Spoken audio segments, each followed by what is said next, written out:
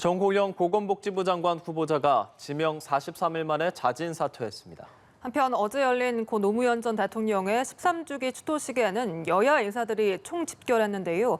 관련 내용 포함한 정치권 이슈, 서성교 건국대 특임교수, 유용화 한국외대 초빙교수와 함께 자세히 짚어보겠습니다. 어서 오십시오. 네, 안녕하세요. 네, 안녕하십니까? 네. 이 윤석열 정부 내각의 마지막 퍼즐로 불렸던 이 정호영 보건복지부 장관 후보자 결국 자진 사퇴했습니다. 후보 지명 43일 만인데요. 이 사퇴까지의 전 과정 어떻게 보셨습니까? 네, 조금 사퇴는 이제 기정사실화되어 있었는데요. 그동안에 이제 국민적 논란을 많이 불러일으켰는데 지난 이제 4월 20일 날 정호영 보건복지부 장관 후보자가 지명이 됐습니다. 예.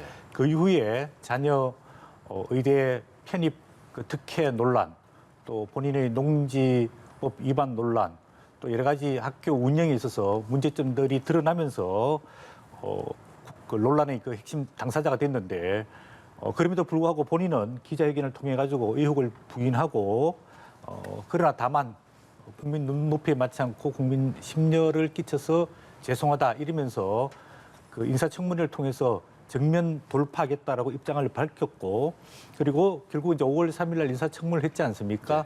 네. 그동안에 불거진 여러 가지 의혹과 논란에 대해서 해명을 했음에도 불구하고 국민 여론이 호전이 되지 않았었거든요. 그래서 찬성보다는 반대 의견이 상당히 높았고 또 그동안에 여당인 이제 국민의힘 내부에서도 정호영 후보자는 자진 사퇴해야 되는 것 아니냐 이제 이런 의견이 상당히 많았습니다. 그럼에도 불구하고 윤석열 대통령은 5월 이제 7일 날 인사청문회 이후에 인사청문 보고서를 다시 송부해달라고 요청을 했는데 예. 그 이후에는 임명을 강행할 수 있었거든요.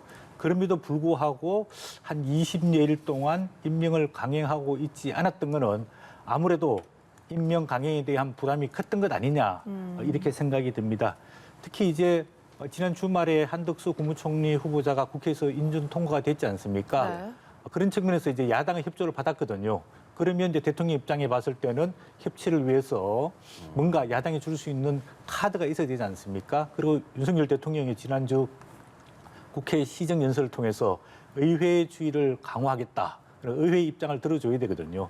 그런 측면에 봤을 때는 정호영 보건복지부 장관 후보자가 조금 사퇴하는 것 아니냐 이제 그런 예측이 있어 왔습니다. 어제도 윤석열 대통령이 조금 더 시간을 두고 지켜봐야 할 필요가 있다라며 정호영 후보자의 입장을 조금 이렇게 뭐라 그러죠? 지원해 준다 그럴까? 네. 시간을 여유를 줬다 이렇게 보여지는데 결국은 밤 9시 30분에 입장문을 발표했거든요.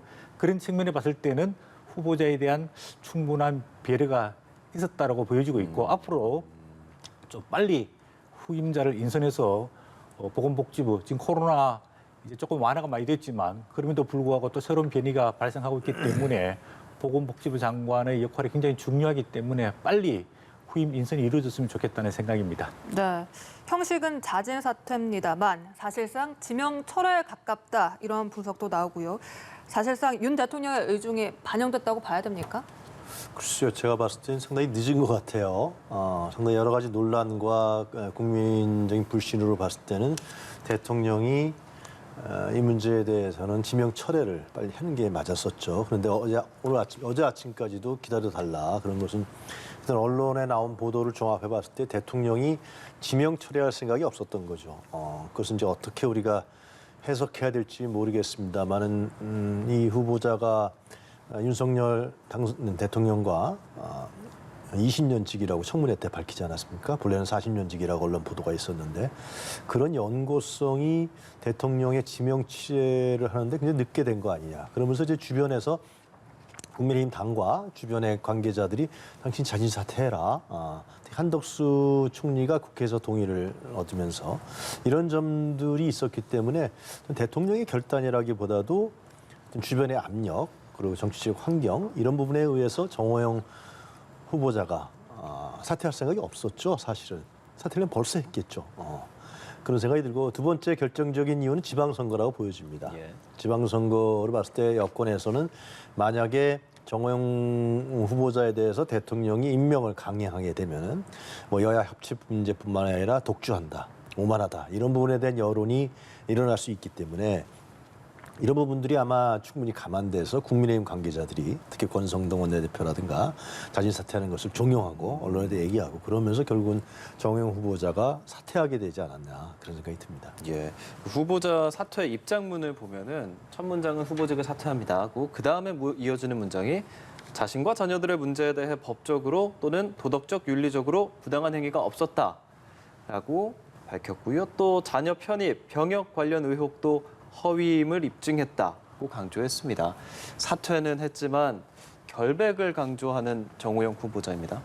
네, 뭐 그동안에 언론을 통해서나 인사청문회 때도 야당 국회의원들이 여러 가지 의혹에 대해 가지고 문제 제기를 많이 했지만은 명백한 불법 또 부당 행위는 없었던 걸로 지금 밝혀졌거든요. 단지 본인이 입장 밝혔듯이 국민의 눈높이에 부족한 부분들이 있다. 이 부분을 겸허하게 수용하겠다. 이렇게 밝혔고 또 저로 인해서 마음이 불편하셨던 분들이 있으면 송구하게 생각한다. 이런 쉽게 말하면 불법은 없었지만은 국민 공감을 얻는 데는 좀 실패했다. 이렇게 입장을 밝혔거든요. 정호영 후보자가 그동안에도 계속해서 본인은 불법이 없었고 국민 눈높이에 보면 떳떳하지 못한 부분이 조금 있을 수는 있다. 이렇게 본인이 계속해서 불법적 의혹은 부인해 왔거든요. 예. 이런 측면에서 사퇴할 때도 어쨌든 간에 본인과 또 본인의 자녀, 주변에 대해 가지고 본인의 입장을 조금 떳떳하게 변호했던 것 아니냐 이렇게 볼 수가 있고요.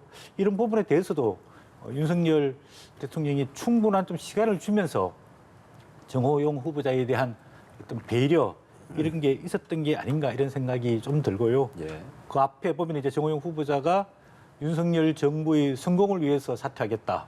또 본인의 사퇴로 인해서 앞으로 여야 협치가 제대로 잘 이루어졌으면 좋겠다. 네. 이런 본인의 약간의 이제 충정어린 마음에서 스스로 결단을 했던 것 아니냐. 그렇게 하면서 윤석열 대통령이 국정 운영에 있어서 부담을 상당히 덜 수 있도록 그렇게 본인이 뭐 결단을 내린 것으로 보여지고 있고 또 이런 과정 속에서 아마 그 정호영 후보자가 본인을 지명해준 윤석열 대통령과의 뭔가 교감을 통해서 이제는 본인이 입장을 거취를 결정해야 할 때가 됐다.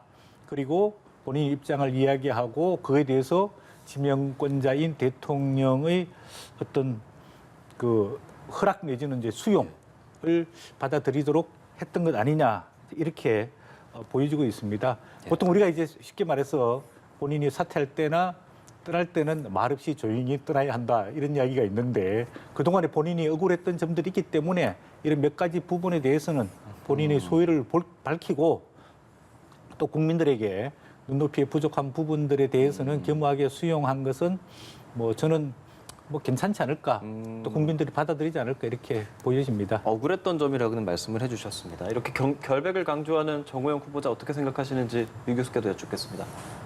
수사가 지금 들어갔다 그러는데요. 경찰 고발되었고요. 수사 결과를 지켜봐야지 않겠습니까? 그러니까 근거 자료가 없다, 불법이 아니다 그러지만 사실상 이분이 그동안에 했던 행태를 보면은 사실상 불법과 편법 사이를 오갔다라는 게 일반적인 얘기고요. 특히 이제 이해 충돌 관계가 있습니다. 경북대학 교수면서 자기 자녀들이 편입 문제 그리고 또 여러 가지 그 경북대 병원에서 했던 일들 이런 부분들이 과연 이해 충돌 관계가 없느냐 이런 문제도 짚어봐야 될 것 같고요.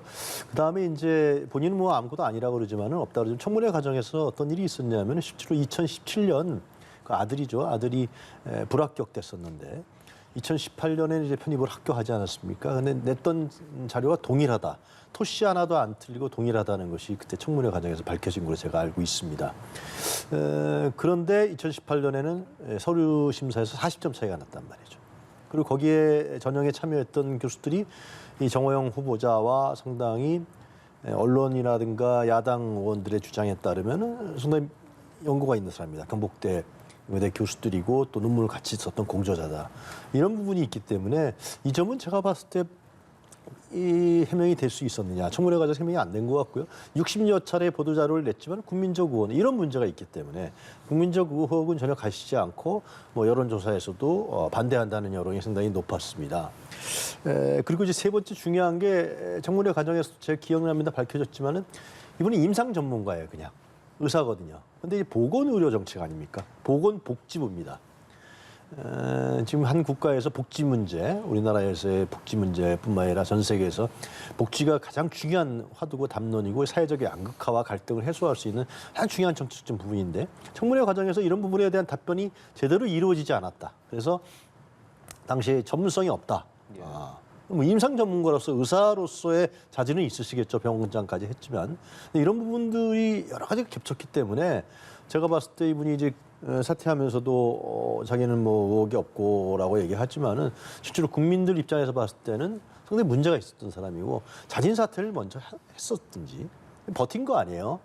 그럼 무슨 어떤 교감이 있었는지 제가 알 수 없습니다만 대통령이 지명처를 먼저 했었던지 그런 부분들이 굉장히 안타깝고 아쉬운 측면이 있다 이렇게 말씀드릴 수 있습니다. 네, 인사정국의 마지막 뇌관이었던 정호영 후보자의 사퇴가 이루어졌고 또 그에 앞서서는 한덕수 국무총리 인준안이 가결되면서 오랜만에 여야 협치 모드가 조성된 듯합니다. 다만 이런 가운데 또 법사위원장 자리를 놓고 여야 간 공방이 격화되고 있어서요.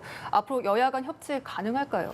네, 아무래도 이제 지방선거를 앞두고 있기 때문에 여야 간의 뭐 대결, 갈등 이런 거는 조금 부담이 되지 않을까 생각이 들고요. 이제 하반기 원 구성을 위해서 국회의장, 또 국회 부의장, 또 국회 상임위원장들을 이제 구성을 해야 됩니다. 특히 이제 논란이 되고 있는 게 법사위원장인데 왜냐하면 법사위원회가 우리나라에서는 상원격 역할을 하고 있습니다. 모든 상임위원회를 통과한 법안이 법사위를 통과해야만 본회의에 상정이 될 수 있거든요. 네. 그런 측면에 봤을 때 법사위원장이 굉장히 중요한 역할을 하는데 지난번 우리 금수완박법 강행 통과할 때도 보면은 민주당 법사위원장인 박강원 의원이 조금 막 그 강행 통과하는데 굉장히 앞장섰단 말이에요.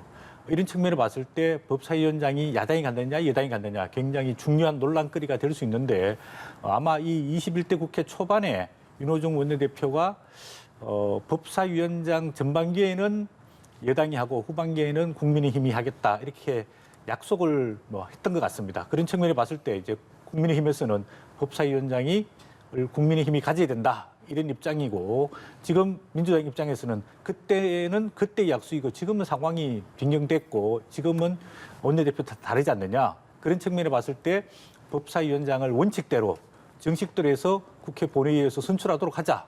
이렇게 해서 민주당이 가져가려고 노력하고 있는데 이런 부분들도 조금 여야 간에 협상과 타협이 필요하고 지금 어쨌든 간에 민주당이 국회에서 167석이라는 절대 과반수가 넘는 의석을 차지하고 있습니다. 그래서 윤석열 정부가 국정 운영을 위해서 지금 추경도 59조가 제한돼 있지만 예산, 또 법률, 또 인사 이런 것들은 모두 민주당의 협조를 받아야 되거든요. 그런 측면에서 윤석열 대통령이 좀 더 야당과 대화하고 소통하고 협치하려고 하는 노력들이 필요하다 이렇게 보여지고 있고 이런 걸 통해서 좀 더 정부가 성공할 수 있고 국민의 행복을 증진할 수 있는 방안이다. 이런 측면에 봤을 때 윤석열 대통령 또 신임 정부가 여당뿐만 아니라 야당과 적극적으로 협력하면서 조금 대화와 타협 이런 방식들이 중요해 보입니다. 네, 국민의힘과 민주당 전 원내대표 간 합의를 했습니다만 민주당은 현 원내대표가 협상 주체이기 때문에 작년 합의는 원점에서 논의하는 게 맞다. 이런 입장입니다. 앞으로 여야 간 공방 더 격화될 것 같거든요. 당시 윤호중 원내대표가 이제 중반기죠. 했던 거는 제가 기억해 봤을 때는 민주당이 다수 의석수를 갖고 있으면서 상당히 오만하고 독주하게 하는 거 아니냐 이런 비난이 있었고 그다음에 여야 간의 협력에 의해서 국회를 운영하겠다 아마 그러한 생각이었을 것 같아요. 그러나 지금에 와서 봤을 때 민주당에서 비판을 많이 받고 있죠. 그게 섣부른 생각이었다, 순진한 생각이었다. 그 이후에도 결국은 여야가 협력적 차원으로 국회를 운영했느냐 그렇지 않다라는 거. 이런 측면들이 아마 비판받는 것 같고요. 근데 제가 봤을 때는 지금 이제 법사위원장 문제를 떠나서 여야 협치 문제에서 가장 걸림돌은 법사위원장을 왜 고집하냐 하면 아마 한동훈 장관과 검찰 문제 때문에 그럴 겁니다. 그러니까 지금 정호영 후보자라든가 한덕수 총리를 떠나서 가장 타겟이 됐던 사람이 한동훈 장관이란 말이죠. 최근에 이제 한동훈 장관이 취임한 이후에 검찰 인사를 했습니다만 서울중앙지검장이라든가 성경호 고위 요직에 했던 분들이 일성이 다 수사였습니다. 부패 수사. 그리고 국회에서 통과시켰던 법률 그것이 뭐 반대에 통과됐든 어떻게든 간에 국회에서 통과된 것인데 그런 검찰 정상화법에 대해서 다 반대한다고 그런단 말이죠. 자, 그러면 이거는 뭐냐면은 국회와 검찰이 대립하게 되는 이런 과정으로 갈 수밖에 없기 때문에 단순하게 국민의힘과 민주당 간의 협치가 아니라 이것은 결국 한동훈 장관과 민주당 국회의원들이 어떻게 문제를 풀어나가느냐 이 문제로 지방선거가 끝나면은 아마 그런 부분이 더 본격화되지 않겠냐. 그런 측면에서 봤을 때 민주당 입장에 봤을 때는 뭐 올바른 방식은 아니에요. 법사위원장 하나 갖고서 견제하겠다라는 건데 국민 여론을 갖고 견제해야 되는데 법사위원장을 잘 안 내놓으려 그러겠죠. 그런 부분들이 좀 풀린다 그러면은 국회의 뭐 상임위원장 배분 문제도 좀 풀릴 수 있을 것 같은데 지금 아마 그러한 검찰과 민주당 국회의원들 간의 대립 갈등 이런 부분들이 격화될 문제가 있기 때문에 다른 차원에서 아마 얘기가 진행될 수밖에 없지 않냐 그런 생각 듭니다. 네, 이렇게 여야가 원 구성을 두고 신경전을 펼치고 있습니다만 어제 여야 지도부의 발걸음은 모두 경남 봉하마을을 향했습니다. 고 노무현 전 대통령의 13주기 추도식. 민주당 지도부와 인사들은 물론이고 전례 없이 이 보수 정권의 당정청 핵심 인사들 총집결을 했거든요. 이 장면 어떻게 보셨습니까? 네, 조금 평소에 이렇게 여야가 단합해서 전직 대통령을 추모하고 그 정신을 기리고 그 가치를 본받을 노력을 했어야 되는데 왜 하필이면 2022년 5월 23일 또 6월 1일 지방선거를 앞두고 여야가 이렇게 총동원해가지고서 참배하고 한쪽에서는 지방선거에 활용해야 된다. 또 한쪽에서는 최소한 그거를 막기 위해서 견제해야 된다. 이렇게 정치적으로 행보하고 정치적으로 이용하는 게 국민의 입장에 봤을 때는 상당히 좀 안타깝다는 생각이 듭니다. 앞으로 여야가 전직 대통령에 대한 평가에 대해서 좀 공과가 있잖아요. 그런 측면에서 좀 국민 통합적 역사관을 가질 필요가 있다. 그래서 노무현 대통령뿐만 아니라 김대중 대통령 또 그다음에 박정희 대통령, 이승만 대통령, 윤보선 대통령, 과거의 대통령들에 대해 가지고 이런 기본적인 어떤 공과를 이어받고 잘못된 것은 잘못된 대로 또 좋은 거는 좋은 거대로 이어받기 위한 이런 노력들이 조금 필요한 것 아니냐. 이거야말로 진정한 국민 통합을 위한 노력이다. 이렇게 보여지고 있고요. 어제 보면은 이제 여권에서는 뭐 국민 통합, 협치가 필요해서 봉하마을에 참배하러 내려왔다. 이렇게 이야기하고 있고 또 민주당에서는 문재인 전 대통령 또 이해찬, 한명숙 이번에 뭐 새롭게 그 총리가 되신 한덕수 총리도 노무현 전 대통령 마지막 총리였지 않습니까? 이렇게 총동원해서 또 민주당은 지지층 결집하기 위해서 이렇게 한다. 이런 게 조금 국민들이 봤을 때는 마음이 불편하고요. 이런 측면에서 봤을 때 앞으로 아까 말씀드린 대로 조금 국민 통합적 행보가 필요하다. 이렇게 보여지고 있고 아무래도 이제 그 다른 전직 대통령과 달리 노무현 전 대통령은 마지막에 비운에 돌아가셨지 않습니까? 그런 만큼 이제 국민의 가슴 속에 상당히 이제 감정적인 그런 아픔이 많이 남아 있는 것 같고요. 또 그분이 내세웠던 그 가치들이 기득권과 권위주의 타파, 또 반칙과 특권 없는 세상을 만들겠다. 또 지방 분권에서 중앙을 이렇게 권력과 또 재원들을 나눠주겠다. 이런 여러 가지 노력들을 하면서 또 현실과 이상 사이에 상당한 또 국민적 갈등과 본인의 고심이 많았지 않습니까? 그런 측면을 봤을 때 단지 이런 추모일에 찾아서 참배할 뿐만 아니라 노무현 대통령이 내세웠던 그 가치들이 지금 13년 뒤에도 어떻게 되고 있느냐 이런 부분에 대해 가지고 현 윤석열 정부나 또 민주당도 조금 반성하고 조금 정신을 승계할 필요가 있다고 보이는데 특히 민주당은 노무현 전 대통령 돌아가시고 난 다음에 문재인 대통령이 2017년 대선에서 당선되고 또 2018년에는 지방선거를 5건 하고 2020년에는 국회의원 총선까지 다 석권을 했단 말이에요. 그런 측면에 봤을 때 과연 노무현 정신을 계승하고 있는 민주당이 그동안에 뭘 했느냐. 그리고 지금 와서 또 노무현의 가치를 외치고 주장해야 할 염치가 있느냐. 이런 측면에 봤을 때 좀 철저하게 반성할 필요가 있다고 보여집니다.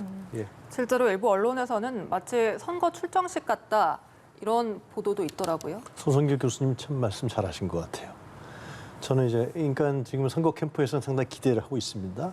네. 어제 13주기를 계기로 해서 좀 탈락했던 지지자들이 결집하지 않겠냐. 그런 지방선거에 좀 좋은 영향을 미칠 수 있을 것이다. 이런 좀 기대를 하고 있는 것 같은데 소 교수님 참 말씀 잘하셨는데 어제 민주당 지도부가 뭐 국민의힘은 국민의힘대로 얘기할 게 있겠습니다만 왜 우리가 지금 노무현 전 대통령이 죽음으로써 지키고자 했던 것이 무엇인가? 그것을 우리가 제대로 지켰느냐? 어제 문재인 대통령도 왔습니다만 왜 우리가 정권을 내줬느냐? 이런 부분에 대한 반성과 성찰하는 자세가 와 얘기가 나왔어야 되는데 이런 부분들은 잘 안 나왔단 말이죠. 아직도 정권을 뺏긴 건지 안 뺏긴 건지 모르는 사람들 같은 느낌마저 전 들었어요. 그래서 물론 많은 지지자들이 운집해서 민주당 지도부에게 박수를 보냈지만 과연 지금의 상황이 노무현 전 대통령이 죽음으로 지키려고 했던 그 사회적 약자에 대한 문제, 또 분열적 지역주의에 대한 문제, 그리고 참여와 탈권위주의에 대한 문제, 노무현 정신 아니겠습니까? 이런 노무현 정신을 그 남아있는 사람들이, 살아있는 사람들이 지키기 위해서 그것을 유지하기 위해서 얼마만큼 노무현 전 대통령만큼 살신성인의 자세를 했느냐 이런 부분에 대한 어떤 저는 민주당 지도부의 반성문이 어제 좀 나왔어야 된다. 윤호중 비대위원장이 이런 점이 없었다는 게 상당히 아쉬운 것 같아요. 하여튼 더 아쉬운 부분은 노무현 대통령이 이 안타까운 그 죽음으로써 지켰던 이런 여러 가지의 중요한 우리 사회의 민주적인 내용들 그리고 사회적 약자와 소외와 차별에 대한 이러한 내용들이 지금도 크게 바뀐 게 없는 것 같다. 물론 진전은 됐습니다만은 큰 흐름에 봤을 때는 아직도 해결해야 될 과제가 많이 남아있다는 측면에서 봤을 때는 지금 어저께 가신 정치인들이 그걸 이루지 못한 부분에 대해서 반성하고 그리고 앞으로 어떻게 해나가겠다. 그럼 각오도 좀 다졌으면 좋은 자리가 아니었겠냐 그런 생각이 듭니다. 예, 두 분께서 노 전 대통령의 정신에 대해서 얘기를 해주셨는데요. 윤석열 대통령 김대기 비서실장을 통해서 권양숙 여사에게 친서를 전달했고요. 그 친서에 지금 말씀하신 것 같은 노 전 대통령의 정신을 잘 계승해서 대한민국을 잘 발전시키겠다 이런 내용이 담긴 것으로 알려졌습니다. 역대 이렇게 보수 정권의 대통령이 전직 대통령의 유족에게 이런 내용을 전달하고 위로하는 이런 사례들이 있었는지도 궁금하고요. 어떻게 보셨는지요? 뭐 전형적인 얘기라고 생각이 들고요. 전에 광주 민주화 운동에도 대통령과 그리고 많은 국회의원들이 내려가지 않았습니까? 그러면서 이제 앞으로는 그 보수 정당인 국민의힘 내에서 5.18 광주 민주화 운동을 폄훼하고 그러한 일은 없을 것이라는 우리가 기대를 갖게 됐습니다. 이제 그것이 이제 구체적으로 5.18 특별법이라든가 헌법제문이 어떻게 되느냐 그런 진정성에 대한 평가가 판단이 추후에 이루어지겠지만 마찬가지로 노무현 전 대통령에 대해서도 대통령이 못 가고 비서실장이 가서 친서를 전달하고 하는 부분들은 향후에 노무현 전 대통령이 남겼던 여러 가지 유산과 아까 말씀드린 정신을 존중하겠다는 거 아니겠습니까? 그래서 한 가지 좀 저는 아쉬운 측면이 있어요. 그러니까 노무현 전 대통령이 죽음으로써 대신했던 이유는 나중에 얘기가 나왔습니다만 그 논두렁식에 그 국정원에서 조작 의혹이라는 부분들이 강하게 얘기가 나왔고요. 그리고 검찰에 불려가서 검찰에서 모욕 주기 이런 부분들이 사실상 노무현 전 대통령이 그걸 이제 죽음으로써 이제 그걸 보여준 건데 굉장히 안타깝게 과연 검찰은 노무현 전 대통령에 대해서 어떤 입장을 취하고 있느냐라는 문제. 과연 자기 자신들이 뭐 직접주의인 건 아닙니다만 살해한 건 아니지만 실제로 그런 정황들을 노무현 대통령은 사실상 그 자기 그 고향인 봉화에 내려가서 소박한 농부의 꿈으로 살려고 하지 않았습니까? 그래서 뭐 김도 메고 거기 동네 사람들 같이 막걸리도 한잔 하고 있었단 말이죠.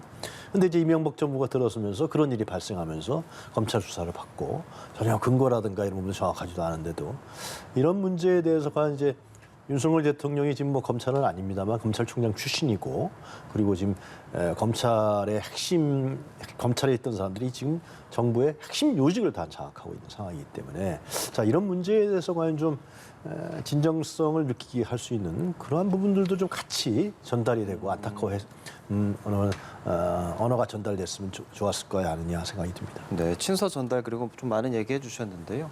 어떤 말씀해 주시겠습니까? 네.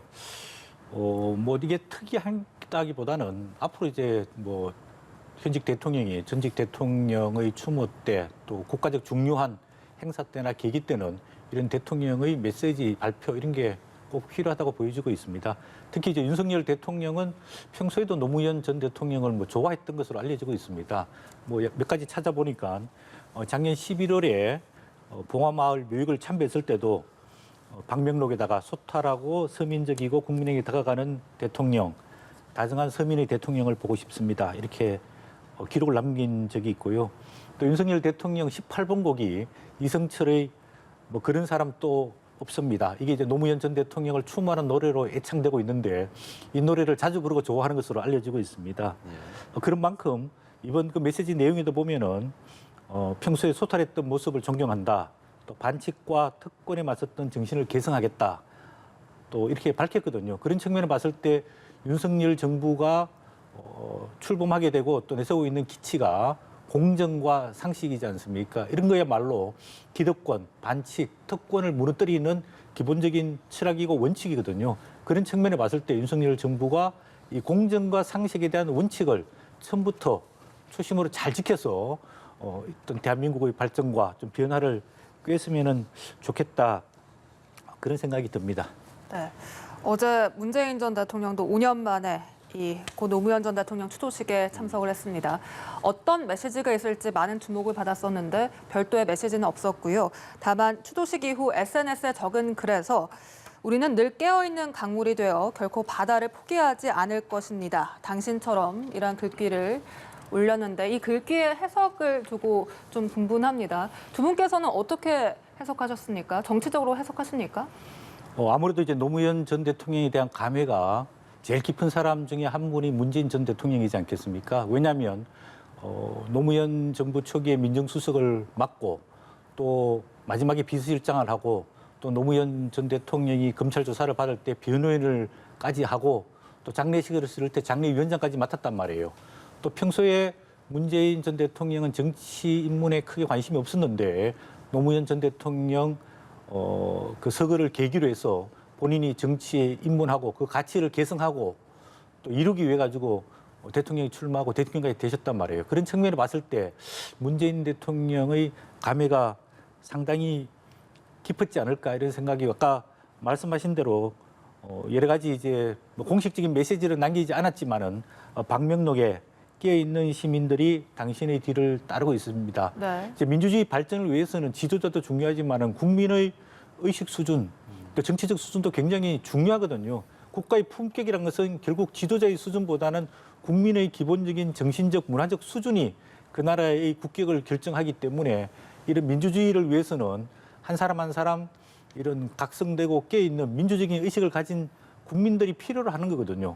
그런 측면에 봤을 때 문재인 대통령이 아무래도 깨어있는 시민들, 참여 민주주의를 제창한 노무현 전 대통령의 정신을 기리기 위해서 방명록에 뭐 이런 말씀도 남겼던 것 같고 또 SNS도 보면 본인이 감회가 깊다. 그 김정숙 여사 아내가 눈물을 많이 흘렸다. 뭐 그리운 세월이었다. 이런 이제 말씀 많이 남겼거든요. 예. 뭐 그런 만큼 본인이 한 13주기를 맞이하면서 노무현 대통령을 추모하고 또 본인은 5년 동안 국정 운영을 어떻게 했는지 이에 대해서 돌이켜보는 그런 계기가 됐을 거로 보여지는데 조금 약간 본인이 아쉬운 거는 2017년 대통령에 당선된 이후에 처음 이제 8주기에 참석했단 말이에요. 그리고 본인 대통령 임기 중에는 참석하지 않겠다. 그리고 반드시 성공한 대통령이 되어서 돌아와서 추모를 하겠다 이런 말씀을 남겼는데 국민 입장에서 돌이켜보면 정말 지난 5년이 문재인 대통령 성공한 대통령이었느냐, 성공한 정부였느냐 이런 데 대한 아까 교수님 말씀하신 대로 본인의 조금 성찰, 좀 정리 이런 것들도 조금 덧붙여서 했으면은 국민적 공감을 얻기에 더 좋았지 않을까 이런 약간의 아쉬움은 듭니다. 네, 이 노무현 전 대통령의 친구로 돌아간 문재인 전 대통령. SNS에 올린 글대로 감회가 남달랐을 것 같습니다. 그렇죠. 문재인 전 대통령이 가장 착잡했을 것입니다. 다시 이제 대통령직을 그만두고 찾았기 때문에 그전에 대통령직에 있을 때 이분이 대통령으로 있을 땐 안 오겠습니다. 그런 얘기를 했다가 이제 대통령 퇴임한 뒤에 간 것인데요. 근데 어제 이제 그 사석에서도 정치 관련이라든가 현안에 대해서는 얘기를 전혀 안 하셨다고 그러더라고요. 김동연 후보만이 자기의 이제 NS에 올린 것이 문재인 전 대통령이 이겨라, 잘 해라, 후보로서 승리해라 그런 얘기를 했다는 거 그 한마디 정도만 나온 것 같아요. 김동연 후보가 그것도 얘기한 것이고요. 그랬을 때 저는 그런 생각이 듭니다. 문재인 전 대통령이 이제는 대통령이 아니잖아요. 정치적 중립성을 꼭 지킬 필요가 없습니다. 그리고 모든 정치인들은 다 당파성을 갖고 있는 거예요. 그 정치인들이 당파성이 없으면은 그거는 의미가 없습니다. 무슨 뭐 심판자도 아니고 관전자도 아니고 뭐 미국의 대통령 같은 경우는 다 퇴임하고 나서 다 당파성을 갖고 선거운동도 도와주고 현안이 있을 때 자기 입장 뭐 공화당이나 민주당의 모든 그 전직 대통령들이 얘기를 합니다. 그리고 그것을 영향력을 발휘하는 것이고 또 국민과 국가를 위해서 또 상당히 긍정적인 영향을 미칠 때가 상당히 있어요. 왜냐하면 전직 대통령이 얘기하기 때문에 그리고 또 바로잡을 수 있고 그래서 나는 조 바이든 대통령이 통화까지 하고 갔잖아요. 만나고 싶었는데 못 만났는지 안 만났는지 알 수 없습니다만 이 대북 관계에 있어서의 김정은 위원장과 사실 소통할 수 있는 그 부분은 문재인 전 대통령이 갖고 있단 말이죠. 그래서 저는 문재인 대통령이 양산에 내려가 계시지만 자기의 정치적 입장과 당파성을 갖고 하는 것이 결코 나쁜 일이 아니고 그렇게 안 하면은 오히려 저는 문재인이란 정치적 생명 그리고 사회적 생명이 오히려 상당히 약화될 수가 있다. 그래서 앞으로 현안이 있을 때 자기가 하고 싶은 얘기 또 자기를 지지했던 사람들이 듣고 싶은 얘기 이런 부분들은 좀 가감 없이 했으면 좋겠다라는 생각이 듭니다. 예.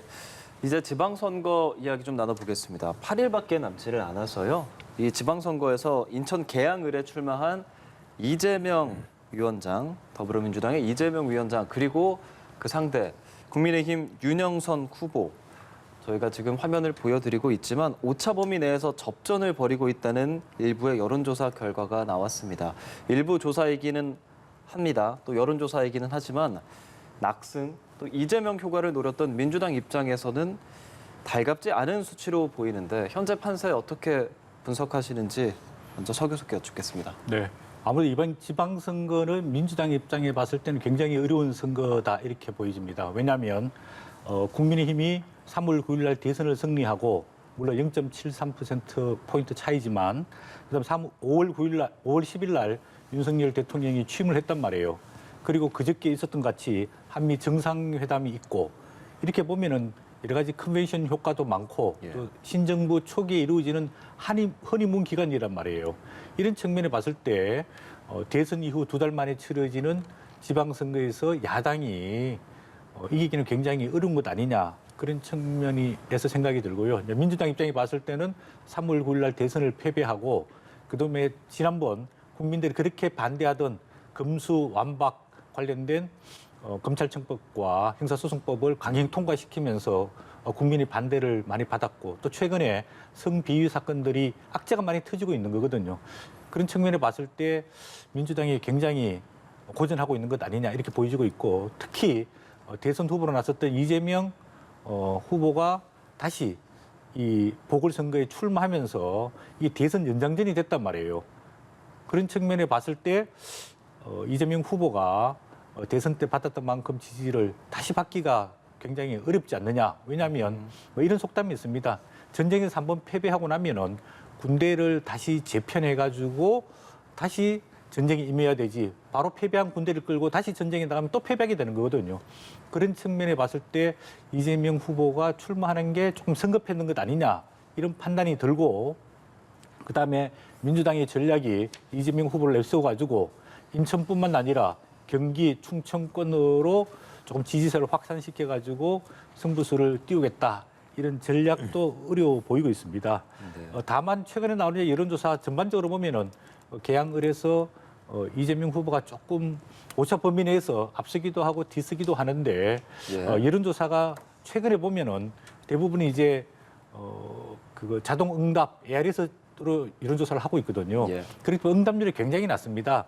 최근에 한 여론조사도 보니까 응답률이 거의 한 6% 한 5% 이렇게 왔다 갔다 하거든요. 네. 쉽게 말해서 대선에서 패배한 민주당 지지자들의 응답률은 굉장히 낮고 승리한 국민의힘 지지자들의 응답률이 굉장히 높습니다. 특히 20대, 30대 응답률은 굉장히 떨어지고요. 50대, 60대 응답률은 굉장히 높기 때문에 이 가중치를 곱하는 과정 속에서 오차가 굉장히 많이 생기고 있거든요. 그런 측면에 봤을 때 과연 이 여론조사대로 결과가 나올 거냐? 그렇지는 않을 것 같다는 생각이 들고요. 두 번째로는 지방선거는 투표율이 굉장히 낮습니다. 과연 이번 지방선거 때 투표율이 60%가 넘을 거냐, 넘지 않을 거냐? 이런 측면에 봤을 때 결국은 지지자들을 모으고 또 투표하도록 만드는 그런 쪽이 조금 유리하지 않을까 이렇게 보여지고 있는데 이재명 후보는 여론조사 결과를 존중하고 겸허히 수용하겠다. 후보로서는 그럴 수밖에 없겠죠. 그러나 여권의 야권의 시민단체들이 여론조사 허위에 대해 가지고 또 뭐 고발하겠다 이렇게 나오고 있는데 이런 여론조사를 너무 이렇게 맹신하기보다는 조금 객관적이고 냉정한 입장에서 그 후보들을 찍어야 하는 뭐 객관적 이유, 그다음에 공약 뭐 이런 것들을 보고 유권자들이 조금 선택해야 되지 않을까.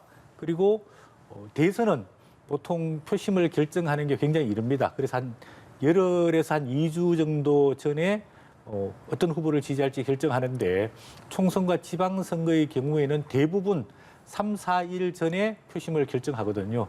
사전투표가 이번 주 금요일, 토요일이 있기 때문에 아마 오늘, 내일 정도 사전투표에 참여하시는 분들의 표심이 결정될 것 같고 본투표 의향은 아마 주말을 넘기면서 아마 표심을 결정하게 되지 않을까. 그런 측면에 봤을 때는 아직까지도 뭐 인천 계양뿐만 아니라 접전을 벌이고 있는 지역에서 어느 후보가 당선될 가능성이 높긴 하지만 확정하기는 굉장히 불투명 상황이라고 보여집니다. 예, 유 교수께서도 판세 그리고 조금 전에 봤던 조사 결과들 해석해 주시겠습니까? 여론조사는 존중해야 되는 거죠. 물론 이 응답률이 낮고 특히 ARS 조사란 말이죠. 그런 측면에 봤을 땐 정확도에 있어서 상당히 떨어진다.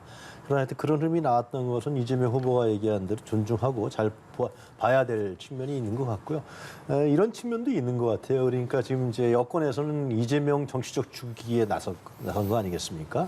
사실로 이제 국민의힘 입장에 봤을 때는 이번에 이재명 후보가 개항을 해서 떨어진다 그러면 민주당은 폭망이에요.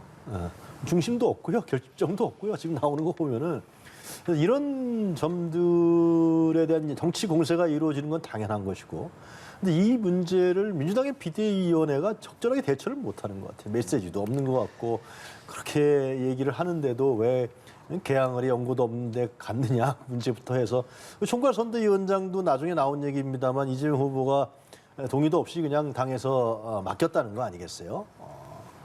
사실 맡기 싫었겠죠. 어떤 상당히 자기의 정치적 리스크가 심하고 또 거기 나갔다 인증 개항을 해 나갔다 이재명 후보가 떨어지면 정치적으로는 사실상 거의 사망 선고를 받는 거나 마찬가지인데, 그리고 또 이제 경찰에 이 선거가 벌어지고 있는데 성남 FC 관련 그 압수수색을 했잖아요. 선거가 벌어지고 있는데 압수수색을 했어요. 이런 사례는 없습니다.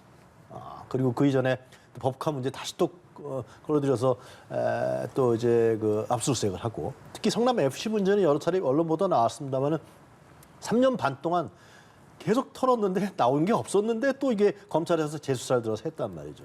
이거는 사실상 검찰과 경찰의 선거 개입이라고 볼 수밖에 없는 상황이거든요. 이런 점에 대해서 민주당에서 적절히 대응도 못하고, 그래서 저는 이제 모르겠습니다. 밑바닥 민심을 다르다고 이제 뭐 민주당 측에서는 계속 얘기를 하더라고요. 개항도 다르고 서울도 다르다. 그냥 다를 수 있다라고 얘기하지만은, 그러나 지금 민주당에서 선거를 임하는 이 자세라든가 이런 부분 절박함이 없는 것 같아요. 남은 7일 남았습니까? 절박함을 발휘하지 못한다 그러면은 민주당 지지자들이 투표장에 가서 뽑고 싶어도 싫은 거예요. 투표행위는 그런 거거든요. 오늘 내가 어느 정도 신뢰가 있고 좋아야 가서 도장을 찍을 거 아니에요. 아무리 예를 들면 뭐 윤석열 대통령에 대한 국민의힘에 대한 비호감이 있다 할지라도 내가 뽑고 싶어야 될 거 아니에요. 그런 점들을 지금 민주당 비대위원들이 못 만들어내고 있다, 지도부가. 그런 점에 대한 철저한 각성과 그리고 자기의 결기, 이런 부분들이 없으면은 상당히 지방선거는 민주당한테 불리한 과정으로 갈 수밖에 없다. 결과가 그렇게 저는 생각합니다. 예, 저희가 방금 함께 본 여론조사 결과의 원인에 대해서 안철수 후보 그리고 윤영선 국민의힘 후보가 무연고 출마를 뽑고 있습니다. 연고가 없는데 인천 계양을에 온 게 아니냐라는 비판인데 비슷한 생각하십니까? 네. 결국 지방선거 출마 자격에는 거주 제한 기간이 있습니다. 그런데 이제 국회의원은 전국적으로 국민을 대표하기 때문에 이제 지역 거주 제한 규정이 없거든요. 그런 측면을 봤을 때 너무 이렇게 지역성을 가지고 비판하는 것은 저는 조금 문제가 있다고 보여집니다. 왜냐하면 지역 발전은 그게 쪽 예를 들어서 인천 계양 같으면 계양구청도 있고 인천시도 있고 또 구의원, 시의원들도 있기 때문에 그분들이 하고 국회의원은 어쨌든 간에 국가 전체적인 국사, 국정에 대해서 논하기 때문에 너무 지역적 특수성 이런 것들을 하게 되면은 어떤 이제 인물의 능력이라든지 이런 걸 제한할 가능성이 있는데 윤영선 그 후보가 25년 거주했느냐, 25일 거주했느냐 이런 걸 갖고 이제 카드를 만들어서 홍보 전략을 하고 있는데 본인도 보니까 한 1년 정도 계양을 떠나가지고 목동에서 거주했다, 주소지 이전돼 있었다 이렇게 이제 보도가 나오고 있는데 제가 보기에는 어쨌든 간에 윤영선 후보는 2016년 20대 국회 총선에서 출마를 했고요. 또 2020년 21대 총선에서도 지역에서 출마를 했습니다. 물론 두 번 다 지금 서울시장 후보로 나온 송영길 의원한테 패배했지만 지역에서 두 번 출마를 했고 또 이번에 세 번째 출마를 하고 있고 본인은 물론 주소지는 조금 이전했던 적은 있지만은 본인이 25년 동안 그 지역에서 의사생활을 하면서 의료 봉사 활동 행동을 했기 때문에 너무 이런 거를 부각시키기보다는 좀 더 국회의원 선거에 출마한 후보자 정도면은 국가적 사안 또 국정의 문제 어떻게 하겠다는 어떤 비전 중심의 이런 내용들이 조금 필요한데 너무 국소적인 문제, 지역에 거주했느냐 안 했느냐 이런 논란 자체로 이렇게 국소화되는 것은 국회의원 총선에서는 별로 바람직스럽진 않다 그렇게 보여집니다. 예, 무연고 출마에 대한 비판에 대한 말씀해 주셨고 윤 후보 이런 주소지 이전 논란도 있고 그러는데 유 교수께서 그렇죠. 굉장히 이중적인 사람이죠. 목동에 갔다는 거 아니에요? 자기 인천 계양구에서 제가 심하게 이게 자녀 교육 문제 때문에 그랬다 그러는데 이건 뻔한 것 같아요. 제 생각엔 제 추론입니다. 아니 그 목동 좋은 동네 가서 이제 학교 다니게 한 거 아니겠어요? 결국은 계양에서는 교육시설이 어떤지 제가 잘 모르겠습니다만은 그런 부분들이 뻔히 드러난 거기 때문에 그러놓고서 이제 이재명 후보에 대해서 연고가 없는데 왜 왔느냐, 인천 계양을 사람들은 무시하는 거 아니냐라고 해야지만 물론 그 지역에서 병원을 오랫동안 하셨는지 하셨다 그러지만은 자기 자식 문제에 대해서 삶과 생활의 터전 부분에 대해서는 계양을에 안착돼 있는 분이 아니죠. 정치적인 욕심, 정치적인 고려. 이런 부분으로 해서 계양을에 있는 분이다라고 우리가 말씀드릴 수밖에 없을 것 같아요. 본인도 생각도 있겠지만은 그리고 한마디만 더 저는 이제 그 민주당 지도부가 지금이라도 긴급 기자회견이라도 해야 돼요. 해서 지금 이게 그런 힘들이 힘을 얻고 있잖아요. 윤석열 정부의 힘을 모아줘야 된다. 이건 다시 집권초에 나왔답니다. 거기에 대한 구도도 없어요. 구도도 없고 그냥 전국만 다니시는 것 같은데 긴급 기자회견을 해서 우리는 어떻게 하겠다. 그리고 이번 선거는 윤석열 정부에 대한 비판과 견제가 왜 그런지를 그리고 우리는 어떻게 하겠다. 이러한 부분이 없기 때문에 민주당 지지자들이 찍고 싶어도 투표장에 가고 싶어도 가면 뭐해? 이러한 그러한 부분들로 있지 않느냐. 그래서 남은 일주일이라도 그런 결기를 윤호중 비대위원장이 좀 나서서 해야 되지 않느냐. 저는 그런 생각이 듭니다. 네, 알겠습니다. 박지원 공동 비대위원장이 오늘 오전에 긴급 호소문을 그래요? 발표하기는 했습니다. 제 의견과 똑같군요. 알겠습니다. 염치 없지만 한 번만 더 부탁드린다 이런 얘기를 했더라고요. 네, 알겠습니다. 서성교 건국대 특임 교수, 윤용화 한국외대 초빙 교수와 함께 말씀 나눴습니다. 고맙습니다. 고맙습니다.